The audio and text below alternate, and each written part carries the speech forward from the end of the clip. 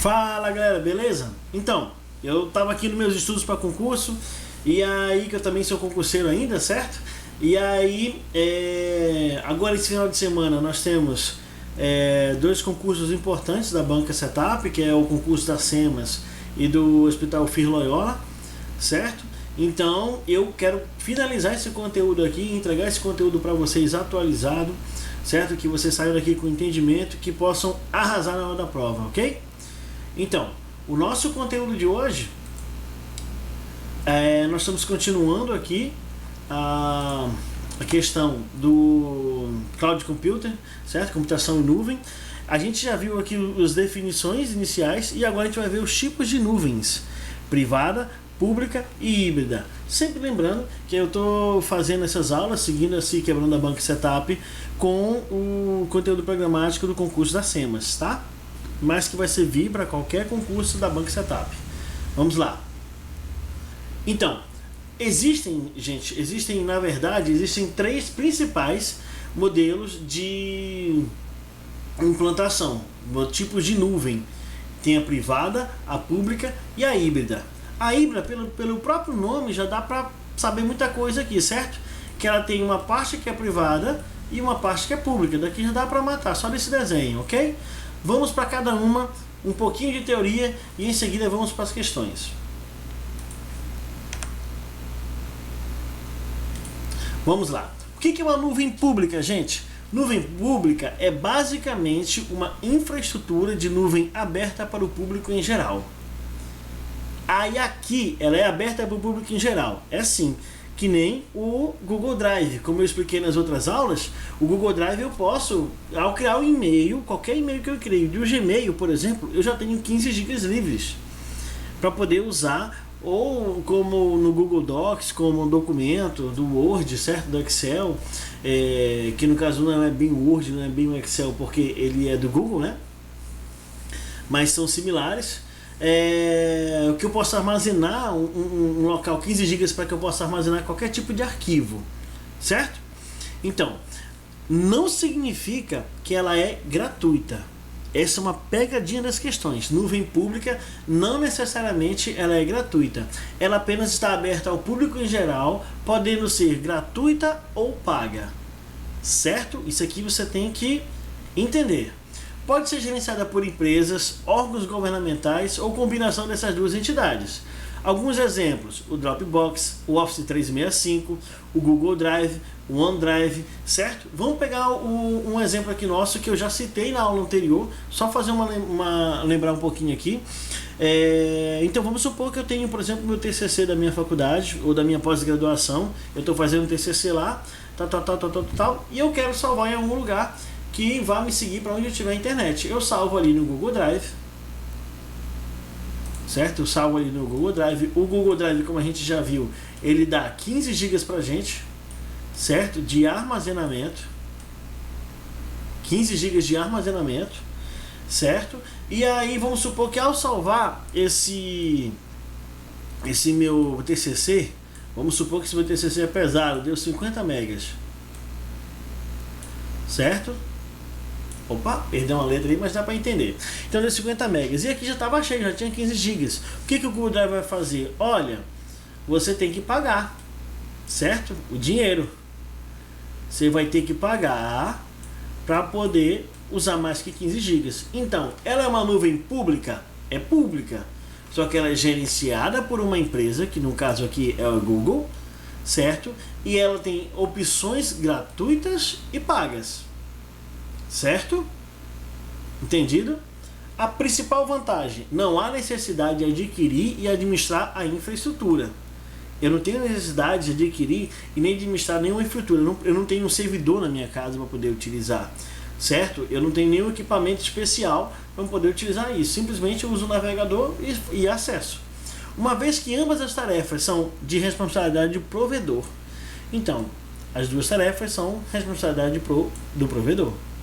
Certo? Entendido? Muita atenção ao que ele fala aqui, tá, gente? Que as questões vão querer confundir vocês nesse sentido, que é pública, então é gratuita. Não necessariamente, ok? Vamos ali para nuvem privada. A nuvem privada é basicamente uma infraestrutura de nuvem que só pode ser acessada por um grupo exclusivo e restrito de pessoas de uma organização. Por exemplo, o próprio Google, ele tem o Google Drive, mas provavelmente, pelo que eu sei, ele também tem uma nuvem privada. Ele tem uma nuvem que é exclusiva, só quem acessa, quem está lá dentro que trabalha no Google. Com certeza, ele tem acesso a documentos, a arquivos que ele não quer que o povo tenha acesso, certo? Que o público em si tenha acesso. Ele tem uma estrutura, certo? Ele tem uma estrutura lá, essa empresa, por exemplo, ele tem servidores, ele tem um link dedicado só para segurar esses arquivos, ele tem computadores muito rápidos, uma alta capacidade de armazenamento, certo? Então isso é privado, só pode ser acessado por um grupo exclusivo. Perfeito? Qual é a principal vantagem? Eu tenho um controle totalmente interno dos recursos computacionais. Eu tenho um controle do que eu estou precisando. Se eu preciso de mais espaço, eu vou lá, adquiro mais espaço. Compro novos HDs, novos SSD, NVMe e assim vai. Com possibilidade de utilização dos recursos legados para manter a própria nuvem. Então, ele mesmo mantém a própria nuvem. Isso é muita vantagem. Ele sabe ele sabe como é que está a sala dele, que tem um servidor, e sabe que aquele serviço não vai falhar. Se falhar, vai ter um no-break lá, uma energia reserva que vai assumir esse papel, certo? Então vamos lá. Exemplo de nuvem privada: OpenStack, CloudStack e VMware. Eu vou entrar aqui no site aqui só para a gente ver, tá? Vamos lá.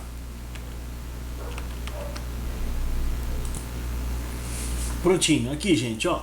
Eu entrei aqui no site da VMware, certo? Entre aqueles exemplos lá. Você pode ver que ele já começa a fazer propaganda aqui, ó, mais agilidade e liberdade no mundo do multi-cloud. Ele vai, claro, vender o serviço dele, olha, do caos da nuvem para a nuvem inteligente. Então não é apenas um armazenamento em nuvem, é um armazenamento inteligente. Soluções para os seus negócios multi-cloud. Ele oferece serviços de rede, infraestrutura da nuvem, modernização de aplicativos, segurança, Teco Cloud. Às vezes, quem não é muito da área de informática pode pensar assim: nossa, se eu tenho uma gratuita, certo? Por mais que eu sei que seja limitada ali no caso do Google Drive a 15 GB, por que eu vou contratar uma específica? Você tem que pensar grande, gente. Imagine, por exemplo, como é que é a nuvem da Receita Federal. Todo mundo que faz declara imposto de renda, aquele arquivo vai para algum lugar. Se você declarar, aquele arquivo vai para algum lugar. E agora vamos lá. Você como governo, você como a Receita que vai receber todas as informações. Você quer que essas informações fiquem na nuvem de outra pessoa? Você quer que essas informações preciosas, que podem destruir a vida e a carreira de uma pessoa, fique na nuvem de outra pessoa? Não. Nesse caso, não é privada, é do governo, mas é uma nuvem própria do governo, certo? Que vai receber todas as informações, vai conseguir filtrar, vai conseguir fazer pesquisa em cima dessas informações, certo? Imagine que você também, outro exemplo, imagine que você também conseguiu criar um aplicativo muito bom. Um aplicativo muito bom, como se fosse o Uber. Você desenvolveu o Uber e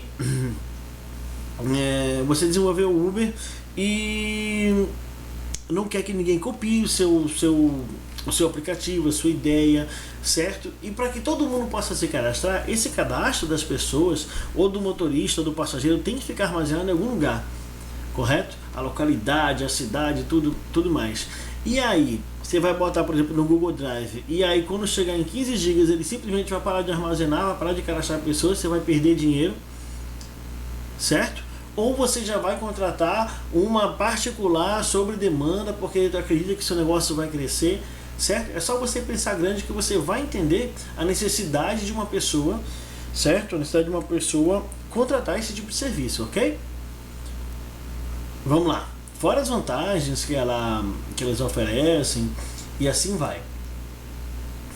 Vamos lá agora para a nuvem híbrida. A nuvem híbrida, como o próprio nome diz, ela é a junção, a combinação de duas ou mais infraestruturas distintas, sendo elas privadas, comunitárias ou públicas. Então, é a mistura de nuvens privadas com públicas, que permanecem como entidades únicas, mas que são unidas por tecnologias padronizadas. Olha as chaves aqui, eu até marquei aqui para vocês já, gente. Elas são unidas, ela tem duas ou mais infraestruturas distintas. Eu vou marcando aqui de novo, vou só deixar aqui menorzinho. Ela possui infraestruturas distintas, certo? O que mais? Elas são unidas por tecnologias padronizadas ou proprietárias e devem permitir portabilidade de dados e aplicações. Como assim? Se você está na pública, você pode ir para a privada, se você está na privada, você pode ir para a pública, certo? A portabilidade de dados e aplicações. Essa alternativa geralmente é escolhida quando a instituição analisa suas necessidades e chega à conclusão de que utilizar somente um modelo talvez não seja suficiente para atender todas as suas demandas. Exemplo, vamos imaginar o cenário que uma empresa cria uma nuvem privada e utilize uma nuvem pública para estender recursos de sua nuvem privada. Nesse caso, dados sensíveis, por exemplo, são hospedados na nuvem privada e dados de aplicações que precisam ter informações disponibilizadas para o usuário são hospedados em nuvem pública. Ah não, é uma informação, por exemplo, sobre todos os bens. Aqui eu vou botar em nuvem privada. É uma informação sobre qual é o nome, qual é o gosto musical, informação não tão relevante, então vamos botar na nuvem pública. Aí essa empresa trabalha de forma híbrida, certo? Nesse caso, temos uma nuvem híbrida, porque houve uma composição de uma nuvem privada com uma nuvem pública, certo? O nome híbrida já dá muita pista do que realmente é, né? É só vocês, aqui, basta vocês saberem isso aqui, ó. Duas ou mais infraestruturas distintas e unidas por tecnologias padronizadas, certo? A principal vantagem, flexibilidade e diferentes opções de implantação, visto que ele pega os dois modelos, né? Perfeito? Galera, isso aqui é suficiente para vocês matarem questões de tipos de nuvem. Quer ver? Vamos lá. Primeira questão. Conforme eu falei antes, apesar de ser quebrando Banco Setup, né? A Banco Setup não tem muitas questões, ela exigiu agora nesse conteúdo programático, mas não tem muitas questões sobre esse assunto aqui. Então eu peguei de outras bancas que fazem concurso aqui no Pará. Então vamos lá.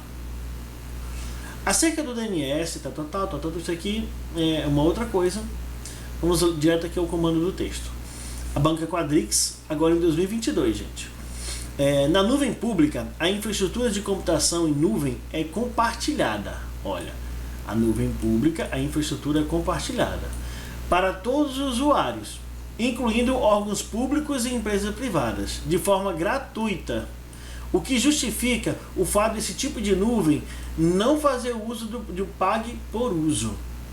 Quer dizer que se uma nuvem é pública, ela não faz o uso de pague por uso, não tem modelo que é pago dentro da nuvem pública? Tem, né, gente? O próprio Google Drive, que é o mais utilizado, certo? Ele tem versões pagas, acima de 15 GB, certo? Conforme a gente falou. Beleza? Eu vou até voltar aqui e mostrar para vocês aqui os planos do Google Drive. Quer ver? Vamos lá.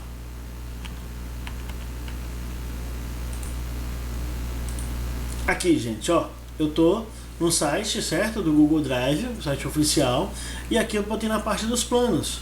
Olha os planos deles aqui. Então, 15 GB aqui sem custos, ó. Até 15 GB é sem custo, sendo que, claro, o pago, R$70, por exemplo, aqui, oferece já 2 teras por usuário e várias vantagens, compartilhamento com o público-alvo, drives compartilhados para a sua equipe, várias outras vantagens que agora não vem ao caso, certo? E ela é o quê? Ela é uma nuvem pública, todo mundo pode ter acesso, certo? Mas ela também oferece um plano pago, ou seja, aquela questão lá não está correta. Certo? Que ele falou aqui, ó, que não faz uso do modelo pague por uso. Então, questão errada. Beleza, o gabarito? Vamos prosseguir. Outra aqui da Quadrix, certo? Acerca do conceito de Cloud Computing e virtualização, julgue um item. Uma nuvem híbrida, agora uma nuvem híbrida, pode ser definida como uma composição de duas ou mais nuvens privadas e públicas. Isso mesmo, exatamente isso. Até aqui que a gente está lendo, tudo ok. Que continuam a ser entidades únicas, tá certo? Contudo, conectadas por tecnologias proprietárias. Será que tá certo? Essa é a definição? Hein? Certo, gente. Esse é o gabarito. Exatamente essa é a definição.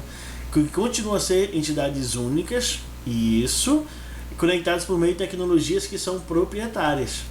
Por isso ela é chamada de híbrida. Ela tem parte privada e parte pública. Certo? Se você voltar aqui o nosso slide, você vai ver que foi justamente isso aqui que eu botei, ó. Aqui, ó, na híbrida. Vamos lá, ó. Duas ou mais infraestruturas distintas que permanecem como entidades únicas, mas que são unidas por tecnologias padronizadas ou proprietárias. Certo? Lembra que eu falei que era importante? Então vamos lá. Aqui o gabarito é certo. Próximo. CESP 2021, gente. Em uma organização, deixa eu apagar ali, em uma organização que possui serviços de tecnologia de informação em uma nuvem no seu data center privado, ó, no seu data center privado, em outras duas nuvens públicas, a arquitetura para deploy de nuvem é, então, ó, ele possui o que? Uma nuvem data center, vamos falar aqui uma nuvem privada, certo? E duas nuvens públicas. A mistura dos dois, gente, não tem erro, certo, gente? O que é a mistura dos dois? É uma nuvem híbrida. Perfeito, gente? Não vamos errar agora, hein? Final de semana agora, nada de errar questão sobre isso. Vamos lá. Gabarito, então, letra C. Próximo. IFPA, vai ter concurso do IFPA agora, né, gente? Vamos lá. O modelo de implantação de um sistema de computação em nuvem deve ser escolhido de acordo com a necessidade das aplicações. É verdade.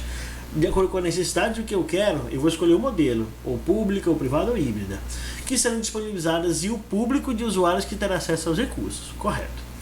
O nome do modelo cujos recursos são compartilhados de forma ampla, com acesso a qualquer usuário da internet, é denominado...